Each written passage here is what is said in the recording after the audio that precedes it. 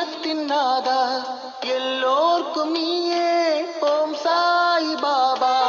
ஜெய் சாயிராம், ஜெய் ஜெய் சாயிராம். உன்னால் நம்பவே முடியாத, நீ இதுவரை எதிர்பார்க்காத உன் வாழ்க்கைக்கு மிக பொக்கிஷமான ஒரு பெரிய முடிவு என்னிடம் உள்ளது. அந்த நல்ல முடிவு, நான் எடுத்த அந்த நல்ல முடிவு சர்வ நிச்சயமாக உன் வாழ்க்கையில் நடக்கத்தான் போகிறது. அதுவும் இன்னும் 2 நாட்களில் உனக்கான அந்த பெரிய முடிவு உன் வாழ்க்கையில் நடைபெறப் போகிறது. நீ நம்பவே முடியாத, நினைத்து கூட பார்த்திடாத அந்த மாற்றம் உன் வாழ்க்கையில் ஏற்படத்தான் போகிறது. அப்படி என்ன முடிவு? நம்பவே முடியாத முடிவு என்னவாக இருக்கும்? எதிர்பார்க்காத முடிவு என்னவாக இருக்கும் என்று நீ யோசிக்கிறாயா? குழம்பாதே. கண்களை மூடிக்கொண்டு இதை முழுவதுமாக கேள். உனக்கே புரிந்துவிடும் என்ன முடிவு என்று. இது உனக்கும் எனக்கும் மட்டுமே புரியும் ரகசியம். உன் வாழ்க்கையில் ஏதாவது ஒன்றை செய்யலாம் என்று நீ நினைக்கும் போதே அதில் 1000 தடைகள் வரும்போது நீ என்ன செய்வாய்? நன்றாக யோசித்துப் பார். என் வாழ்வே இப்படித்தான். எதை நினைத்தாலும் அது எனக்கு தடங்களாகத்தான் வரும். என் விதி இப்படித்தான் எனக்கு எழுதியிருக்கிறது. என்னுடைய வாழ்வே இப்படித்தான் என்று புலம்ப ஆரம்பித்து விடுவாய். சுற்றி இருப்பவர்களே எனக்கு தடையாக இருக்கிறார்கள், என்னுடைய உற்றார் உறவுகளே எனக்கு தடங்கல்கள் செய்கிறார்கள் என்று கவலைப்படுகிறாய். நிலையே இல்லாத இந்த உலகத்தில், நிலையே இல்லாத இந்த வாழ்க்கையில், அழிந்து போகக்கூடிய இந்த வாழ்க்கையில் அவரவர் என்ன தோன்றுகிறதோ அவரவர்க்கு அப்படித்தான் செய்து கொண்டிருப்பார்கள். நீ நினைத்தது நடக்க வேண்டும், முடிய வேண்டும் என்ற விதி இருந்தால் அது நிச்சயமாக நடக்கும், முடிந்துதான் ஆகும். அப்படி நீ நினைப்பதை தடுக்க வேண்டும் என்ற விதி மற்றவர்களுக்கு இருந்தால் அதை வந்து தடுக்கத்தான் செய்வார்கள். அந்த செயல் தடுக்கத்தான் படும். எது ஏற்கனவே முடிவு செய்யப்பட்டதோ அதன்படிதான் உன் வாழ்வு நகரும். ஆனால் ஒன்றை நன்றாக புரிந்து கொள். எது வந்தாலும் எது நடந்தாலும் அவ்வளவுதான் வாழ்க்கை என்று நீ விட்டுவிட்டாயென்றால் உன் வாழ்க்கையே அவ்வளவுதான் ஆகிவிடும். எது நடந்தாலும் தைரியமாக எதிர்த்து நின்று போராடியானால் உன் வாழ்வில் நீ நிச்சயமாக பல மாற்றங்களை கொண்டு வரலாம். உன் வாழ்க்கை உன் கையில்தான் உள்ளது. நீ உன் வாழ்க்கையை விட்டு விட்டாயென்றால் உன் வாழ்க்கை அப்படித்தான் இருக்கும், அப்படியே தான் இருக்கும். உனக்கு கிடைத்திருக்கும் இந்த வாழ்க்கையை எப்படி முன்னேற்றுவது, எப்படி பிரகாசமாக்குவது, எப்படி வெற்றியை அடைய செய்வது என்ற சிந்தனையை மட்டும் நீ செய். அதில் செயல்படுத்தும் வழியை நான் உனக்கு காட்டுகிறேன். நீ எண்ணம் பக்தியோடும் நம்பிக்கையோடும் இருந்தால் அந்த எண்ணத்தை, அந்த பக்தியை நான் உனக்கு சாதகமாக்குவேன். அனைத்தையும் உனக்கு சாதகமாக்குவேன். நீ எதிர்பாராத அந்த நல்ல முடிவு, நீ நம்பவே முடியாத அந்த நல்ல முடிவை உனக்காக நான் ஏற்படுத்துவேன். என் கண்மணியான பிள்ளைக்கு செய்யாமல் நான் வேறு யாருக்கு செய்ய போகிறேன்? நீ எதிர்பார்த்த அந்த முடிவு, நீ எதிர்பாராத அந்த முடிவு என்று அனைத்து முடிவுகளையும், அனைத்து சந்தோஷங்களையும், ஆச்சரியத்தையும் இன்னும் 2 நாளில் உன் வாழ்க்கைக்கு நான் திருப்பிவிடப் போகிறேன்.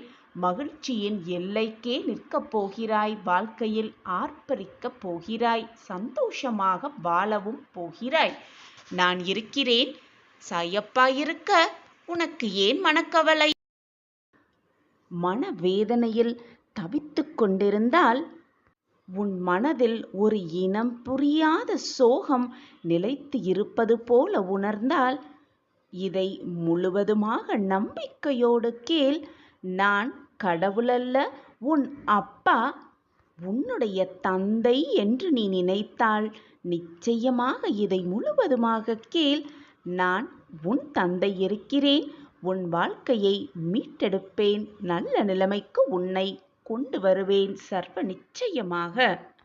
வாழ்க்கை என்றாலே ஏற்றம், இரக்கம், இன்பம், துன்பம், மகிழ்ச்சி, சந்தோஷம், ஆனந்தம், கோபம், விரக்தி, போராட்டம் என்று எல்லாமே கலந்துதானே இருக்கும். அதை லாவகமாக கடந்து வந்தால்தானே உன் வாழ்க்கையின் வெற்றியின் சுவாரஸ்யமே அடங்கியிருக்கும். அதை விட்டுவிட்டு எப்பொழுதுமே எதையோ பறிகொடுத்தது போல, எதையோ வாழ்க்கையில் முழுவதுமாக இழந்து விட்டதைப் போல, வாழ்க்கையையே வெறுத்து விட்டது போல எப்பொழுதுமே இப்படியே இருந்தால் என்னத்தான் செய்ய முடியும்? இந்த உலகத்தில் வாழும் எல்லா மக்களுக்கும் எல்லா சூழ்நிலையிலும் ஒன்று போல் அமையாது. அவரவர் செய்த கர்ம வினைகளின் பயனாக அவரவர் இன்பத் துன்பத்தை அனுபவித்துக் கொண்டுதான் இருக்கிறார்கள். அனுபவித்துதான் ஆக வேண்டும். இதிலிருந்து யாருமே தப்பவே முடியாது. எப்பொழுதுமே அன்பு, எதிர்பார்ப்பு, ஆசை என்று இவையெல்லாம் அளவுக்கு மீறி சென்றாலே கஷ்டம்தான் வரும், வேதனைதான் வரும், மன போராட்டம்தான் மிஞ்சும். எனவே எதிலையுமே அதிகமாக ஆசைப்படுவதை விட்டுவிடு. உனக்கு என்ன இருக்கிறதோ, உனக்கு என்ன கொடுக்கப்பட்டிருக்கிறதோ, உனக்கு என்ன எழுதப்பட்டிருக்கிறதோ அதை வைத்து நிம்மதியாக மகிழ்ச்சியாக வாழ பழகினாலே போதும். உன் வாழ்க்கையில் நீ பல சந்தோஷங்களை ஒவ்வொன்றாக காணலாம். மற்றவர்களின் துயரத்தை கேட்கும் பொழுது இப்படி நம் வாழ்விலும் நிகழ்ந்து விடுமா என்று நீயே ஒரு கற்பனையை உன் மனதிற்குள் யூகிக்காதே. அவரவர்க்கென்று தனிப்பட்ட வாழ்க்கை இருக்கிறது. அவரவர் செய்த கர்ம வினைகளின் பயனாக அவரவர்க்கு இன்பமும் துன்பமும் மாறி மாறி வந்து கொண்டேதான் இருக்கும். எதுவுமே இங்கு நிரந்தரமே இல்லை. நிரந்தரமே இல்லாத இந்த வாழ்க்கையில் உனக்கு வரும் சோகமும் சங்கடங்கள் மட்டும் உன்னிடம் நிரந்தரமாக இருந்துவிட முடியுமா? அல்லது இருந்துதான் விடுமா? அல்லது நான் தான் அதை அனுபவித்து விடுவேனா? நன்றாக சிந்தித்துப்பார். நான் உன் அருகிலேயே இருக்கும் பொழுது தேவையில்லாத மனக்குழப்பம் உனக்கு வேண்டவே வேண்டாம். இப்படி எதையுமே சந்தேக கண்ணோடே பார்த்தால் உன் வாழ்க்கையே சந்தேகமாகத்தான் கழிக்க முடியுமே தவிர நிம்மதியாக உன் வாழ்க்கையை உன்னால் வாழவே முடியாது. இப்படி சந்தேக கண்ணோடே உன்னை சுற்றி இருப்பவர்கள் அனைவரையும் நீ பார்த்து கொண்டிருந்தால் உன்மேல் உண்மையான அன்பும் பாசமும் வைத்திருப்பவர்களுக்கு கூட உனக்கு சந்தேகமாகத்தான் தோன்றும். இவர்களும் நம் வாழ்க்கையை வீணடிப்பதற்கு, நம் வாழ்க்கையை கஷ்டப்படுத்துவதற்காக வந்திருக்கிறார்களோ என்ற எண்ணம் உன் மனதில் தானாகவே வலுப்பெற்றுவிடும். என்னை உன் கடவுளாக நினைக்காமல், உன்னுடைய இறைவனாக நினைக்காமல், உன் தந்தையாக என்னை பாவித்து உன் மன குழப்பத்தில் இருக்கும் அத்தனை விஷயங்களையும் என் காலடியில் சமர்ப்பித்துவிடு. உனக்கு தேவையான அத்தனையும் நான் யோசித்து யோசித்து செய்து கொண்டுதான் இருக்கிறேன்.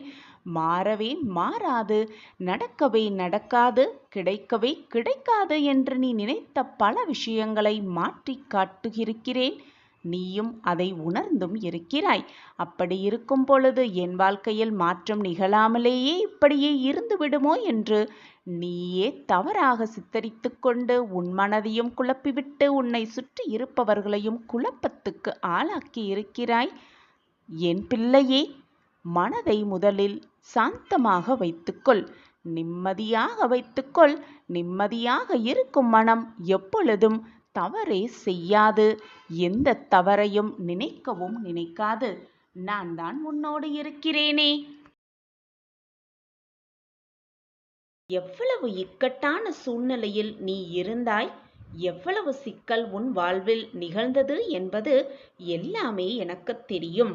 எந்த பக்கமும் காலடி எடுத்து வைக்க முடியாத நிலையில் சிக்கிக்கொண்டு தவித்துக் கொண்டிருக்கிறாய். எதையாவது செய்து இந்த சிக்கல்களிலிருந்து வெளியே வந்துவிட வேண்டும் என்று தன்னம்பிக்கையோடு துடித்து கொண்டிருக்கிறாய். ஆனால் என்ன செய்வதற்கும் எதை செய்வதற்கும் உன் மனதில் துணிவு என்பது சிறிது கூட இல்லை. செய்யலாமா வேண்டாமா, இதை செய்தால் அந்த சிக்கல்களிலிருந்து நாம் வெளியேறி வந்து விடுவோமா அல்லது வேறு பல சிக்கல்களில் மாட்டி விடுவோமோ என்று கேள்விகளை உன்னில் எழுப்பிக் கொண்டே எந்த சூழ்நிலையிலும் எடுக்காமல், எந்த ஒரு பிரச்சனைக்கு விடிவு காலம் பிறக்காமல் நீயே அதில் மாட்டிக்கொண்டு தவித்துக் கொண்டிருக்கிறாய். கண்மணியே, நீ என்ன யோசித்தாலும் என்ன செய்தாலும் உனக்காக உன்னில் இருக்கும் உன் அப்பா உன்னை கவனித்து கொண்டுதான் இருக்கிறேன், உன்னை பார்த்து கொண்டுதான் இருக்கிறேன். தவறான பாதையில் நீ சென்றால் உன்னை கைப்பிடித்து இழுக்கும் அனைத்துமாக உன் அப்பா இருக்கும் பொழுது வீணாக எதற்கெடுத்தாலும் பயப்படுகிறாய். உன்னால் நான் மகிழ்ச்சி அடைந்தேன் என் கண்மணியே. தினம்தோறும் என்னை நீ பார்த்து, சாயிநாதரே என்னை காப்பாற்றுங்கள், என் வாழ்க்கையை மீட்டெடுங்கள் என்று எனக்கு அன்போடு பாசத்தோடும் எனக்கு செய்ய வேண்டிய அனைத்தையும் செய்து கொண்டுதான் இருக்கிறாய். என்ன கஷ்டம் வந்தாலும் என்னை மறக்காமல் தினமும் பூஜை செய்து கொண்டுதான் இருக்கிறாய். உன்னால் நான் மகிழ்ச்சி அடைந்தேன், மிக ஆனந்தம் அடைந்தேன். உன் வாழ்க்கையில் என்ன சிக்கல் வந்தாலும் என்ன சோதனைகள் நிகழ்ந்தாலும் உன்னை நிச்சயமாக அதிலிருந்து காப்பாற்றுவேன். இது உன் சாயப்பாவின் தெய்வீக வாக்கு. என் வாக்கு என்றைக்கும் பொய்த்ததில்லை. என் வாக்கு என்றையாவது பொய்த்ததுண்டா? இதை உனக்கே புரியும் அல்லவா, தெரியும் அல்லவா? பின் உன் மனதை போட்டு இப்படி வருத்திக் கொண்டிருக்கிறாய்? சிக்கல்களிலிருந்து உன்னை பாதுகாக்க எந்த ரூபத்திலாவது நான் நிச்சயமாக வருவேன். உன் வாழ்க்கை இனி பிரகாசமான வாழ்க்கையாகவே மாறப்போகிறது. நீ விரும்பியதையெல்லாம் பெறப்போகிறாய், கேட்டதையெல்லாம் அடையப் போகிறாய். நெடுங்காலமாக நாம் விரும்புவது, ஆசைப்பட்டது எல்லாம் பல நாட்களாக தள்ளிக்கொண்டே போகிறதே என்று கவலைப்படாதே. ஏதோ ஒரு நல்ல விஷயம் நடப்பதற்காகத்தான் அந்த விஷயம் தள்ளிக்கொண்டே போகிறது என்று உன் மனதை தேற்றிக்கொள். ஒரு நல்ல விஷயம் நடக்க வேண்டுமென்றால் பல இன்னல்களை தாண்டித்தான் வர வேண்டும். அப்படித்தான் நீயும் உன் வாழ்க்கையில் பல இன்னல்களையும் பல சோதனைகளையும் தாண்டிக் கொண்டிருக்கிறாய். இதோ உன் கஷ்டகாலமெல்லாம் முடிந்துவிட்டது. உன் போராட்டத்திற்கான முடிவும் வந்துவிட்டது. மனதில் உள்ள அழுத்தமான வேண்டுதல்களும் நிறைவேறாத ஆசைகளும் என் காதில் வந்து சேர்ந்தது. எப்பொழுதும் உருக்கமாக வேண்டுதல் வைக்கும் என் குழந்தை இன்று மிக அழுத்தமாக அழுகையோடு உன் வேண்டுதலை வைத்திருக்கிறாய். என் வாழ்க்கை மட்டும் இப்படி இருக்கிறது, என் வாழ்க்கையில் மட்டும் நல்ல திருப்பங்கள் வரவே மாட்டேன் என்கிறது என்று கோபத்துடனும் சற்று வேதனையோடும் என்னை நீ கேள்வியாக கேட்கிறாய். உன் மனதில் ஓடும் ஏக்கங்களும் வேதனைகளும் உன் சாயப்பாவுக்கு நீ சொல்லவே தேவையில்லை. நடக்குமா நடக்காதா, கிடைக்குமா கிடைக்காதா என்று உன் மனதில் ஓடும் குழப்பங்களுக்கான விடையும் உன் சாயப்பாவிற்கு தெரியும். உன் எல்லா குழப்பத்திற்கும் பயத்திற்கும் விடிவு தரவே இன்று உன் சாயப்பா உன்னை நோக்கி வந்து கொண்டிருக்கிறேன். ஒரு நல்ல விஷயம் நடக்க வேண்டுமென்றால் பல இன்னல்களை தாண்டித்தான் வர வேண்டும். அப்படித்தான் நீயும் உன் வாழ்க்கையில் பல இன்னல்களையும் பல சோதனைகளையும் தாண்டிக் கொண்டிருக்கிறாய். இதோ உன் கஷ்டகாலமெல்லாம் முடிந்துவிட்டது.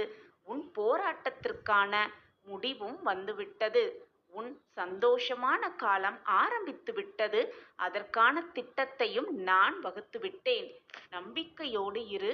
உனக்கான வாழ்க்கை இனி ஆரம்பம். நம் வாழ்க்கையில் மட்டும் ஏன் இவ்வளவு சோதனைகள் என்றுதானே யோசித்துக் கொண்டிருக்கிறாய்? உன் வாழ்க்கையில் நல்லது நடக்க, உன்னை மேம்படுத்த, உனக்கே உன்னை யார் என்று புரிய வைப்பதற்காகத்தான் இந்த சோதனை நடந்து கொண்டிருக்கிறது. இப்பொழுது நடந்து முடிந்துவிட்டது. உனக்கான வாழ்வு இனி மகிழ்ச்சிகரமான மாறப்போகும். அந்த அதிசயம், அந்த ஆச்சரியம் நடந்தே தீரும். நான் அந்த வேலையை ஆரம்பித்து விட்டேன். அந்த திட்டத்தை வகுக்கவும் செய்துவிட்டேன். இனி உன் வாழ்க்கையில் எல்லாமே ஜெயம்தான், ஆனந்தம்தான், சந்தோஷம்தான்.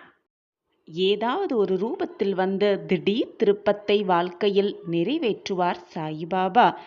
ஏதாவது ஒரு குழப்பமாக இருக்கும் சமயத்தில், மனம் வேதனையாக இருக்கும் சமயத்தில் ஏதாவது ஒரு ரூபத்தில் வந்து அந்த குழப்பத்திற்கு விடையையும் அந்த மன போராட்டத்திற்கு தீர்வையும் கொடுத்தருள்வார் சாயிநாதா. எப்பொழுதுமே நம்பிக்கை உள்ளவர்களால் மட்டுமே வெற்றி கனியை ருசிக்க முடியும். தோல்வியை தோற்கடிக்கும் உலகின் ஒரே வலிமையான ஆயுதம் என்ன தெரியுமா? நம்பிக்கை. இந்த உலகமே நம்பிக்கை என்ற ஒன்றால் தான் இயங்கிக் கொண்டிருக்கிறது. நம்பிக்கையே இல்லாத ஒருவனுக்கு எங்குமே எதிலையுமே நிம்மதியே இருக்காது.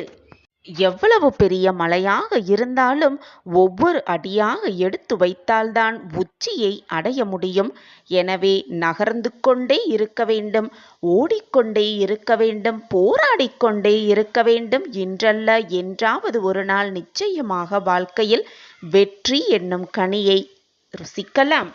உன்னை ஏளனமாக பேசி உன்னை ஒதுக்கியவர்களெல்லாம், உன் குறைகளை காரணம் காட்டி ஒதுக்கியவர்களெல்லாம் உன் வெற்றியை கூடி கொண்டாடும் நாள் வரும் வரை நீ பொறுமையாக காத்திரு.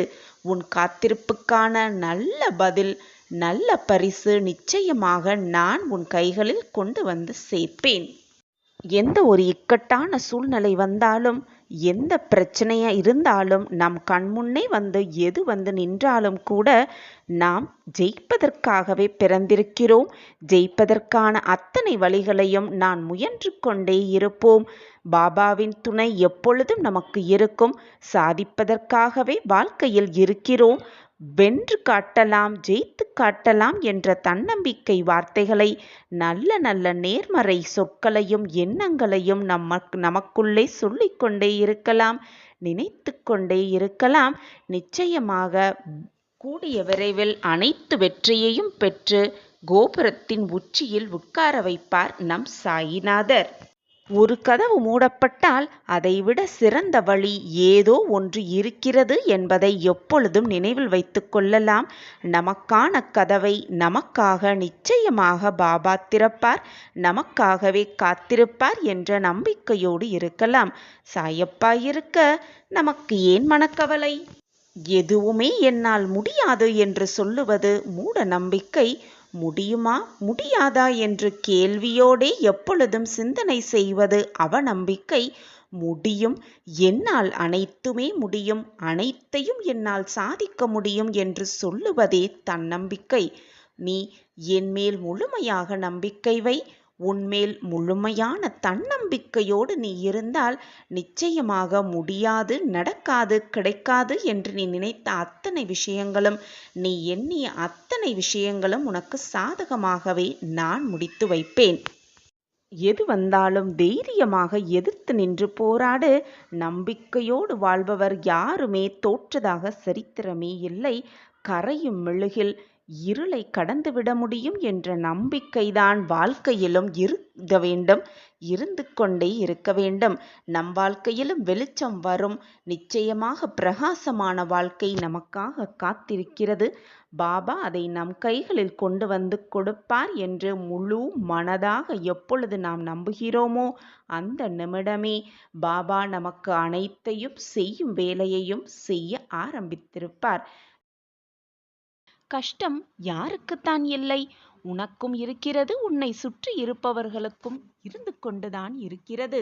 அப்படி இருக்கையில் எனக்கு மட்டுமே கஷ்டம் வந்து கொண்டே இருக்கிறது, என் வாழ்வை மீட்டெடுக்க யாருமே இல்லை, எவருமே இல்லை என்று நீ புலம்புவது சரியா? என் குழந்தையே, நீ சிந்திய கண்ணீரெல்லாம் வீண் போகாது. உன்னுடைய கஷ்டகாலம் முடியும் தருவாயில்தான் இந்த பதிவு உன் கண்ணில் படும். என்னுடைய இந்த வாக்கு உன் காதுகளுக்கு எட்டும். உன் கஷ்டகாலம் முடிந்துவிட்டது. அதனால்தான் இந்த பதிவை நீ கேட்டுக்கொண்டிருக்கிறாய். உன்னுடைய விதி மாறப்போகிறது. உன் விதியை மாற்ற உன் சாயப்பா புறப்பட்டு விட்டேன் உன் இல்லம் நோக்கி. இதோ சிறிது நேரத்தில் வந்து விடுவேன். உன் வாழ்க்கையை மாற்ற, உன் விதியை மாற்ற. எனக்கு மட்டுமே கஷ்டம் வந்து கொண்டே இருக்கிறது என்று உன் கஷ்டத்தையே, உன்னுடைய வேதனையை பற்றி மட்டுமே சிந்தித்து கொண்டிருந்தால், உன் சிந்தனையை அதில் மட்டுமே செலுத்தி கொண்டிருந்தால் உன் வாழ்க்கையில் நீ எப்படித்தான் முன்னேறுவாய்?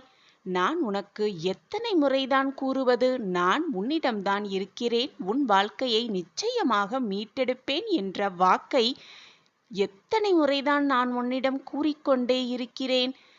உன்னுடைய இந்த சோதனையான காலகட்டத்திலேனோ உன் மனம் அதை ஏற்க மறுக்கிறது. நான் சொல்வது உன் காதில் கூட விடவில்லை. நீ எப்பொழுதும் என் உயிராய் இருப்பாய். என் பாசத்திற்கு கட்டுப்பட்டவளாய் எப்பொழுதும் இருப்பாய். நான் உன் வாழ்க்கையை நிச்சயமாக மீட்டெடுப்பேன். உன் விதியை மாற்றுவேன். நீ சிந்திய அத்தனை கண்ணீருக்கும் பதிலாக உன் சாயப்பா ஒரு பெரும் மகிழ்ச்சியை உனக்கு பொக்கிஷமாக அளிப்பேன்.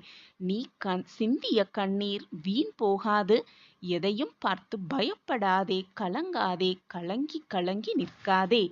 உன் வாழ்க்கையை மீட்டெடுக்கவே உன் சாயப்பா இருக்கிறேன் என்ற தன்னம்பிக்கை வார்த்தைகளை உன் மனதிற்குள் சொல்லிக்கொண்டே இரு. உன் எண்ணம் போல், உன் சொற்கள் போல் உன் வாழ்வும் நல்லபடியாகவே அமையும். நான் இருக்கிறேன். எதற்குமே கலங்காதே என் குழந்தையே. கஷ்டம், சோதனை என்ற பெரும் மலையை தவிடு பொடியாக்கி அதில் வரும் இந்த சிறிய கற்களை பறந்தடிக்க செய்வேன். உன் வேதனையை தீர்ப்பேன். உன் கண்ணீரை தொடைப்பேன். என் வாக்கு என்றைக்கும் பொய்த்ததுண்டா? சற்று சிந்தித்துப் பார் என் குழந்தையே. உன் சாயப்பா உனக்காக கொடுக்கும் வாக்கு நிச்சயமான சத்திய வாக்கேதான். என் பார்வை எப்பொழுதும் உன் மீதுதான் உள்ளது. என்னை மீறி எந்த கஷ்டமோ, வேதனையோ, சோகமோ உன்னை நெருங்க முடியாது. ஓம் சாயிராம்.